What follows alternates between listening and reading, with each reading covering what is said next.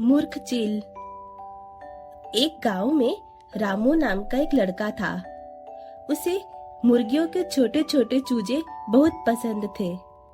वह अक्सर अपनी हथेली में मुर्गियों के छोटे चूजों को लेकर घुमा करता था। एक दिन ऐसे ही वह अपने हाथ में मुर्गी के चूजे को लेकर घूम रहा था। तभी एक चील उड़ती हुई कहीं से आई और उसके हाथ पर रखी चूजे को झपटकर उड़ गई। रामू चील को उड़ता देखता रहा। उसने चील को पकड़ने की बहुत कोशिश की, पर वह चील को पकड़ नहीं पाया।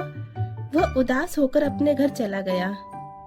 रामू की आदत थी कि वह कभी भी बाहर जाता तो हमेशा चूजे को अपने साथ लेकर जाता था।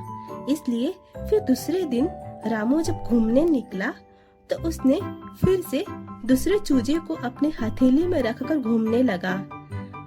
दूसरे दिन भी वह चील उड़ती हुई आई और उस चूजे को ले उड़ी। रामू चील के पीछे बहुत भागा, पर इस बार भी वह चील को पकड़ नहीं पाया। इस वजह से रामू बहुत दुखी हुआ, परंतु वह अपने आदत से लाचार था। इसलिए तीसरे दिन रामू फिर से अपने हथेली पर एक और चूजा लेकर घूमने निकला, पर वह इस बार सतर्क था। उसने उस चील को फंसाने की एक योजना बनाई थी। उसने अपने दूसरे हाथ की उंगली में एक तेज धार का ब्लेड बांध रखा था। वह अभी कुछ दूर आगे चला ही था कि उसने चील को अपनी हथेली की ओर झपटते देखा। उसने तुरंत अपनी हथेली को थोड़ा नीचे करते हुए ब्लेड बंधी उंगली को ऊपर कर दिया, जिससे ब्लेड चील के पेट को फाड़ता चला गया। उसकी अतड़ी बाहर लटकने लगी।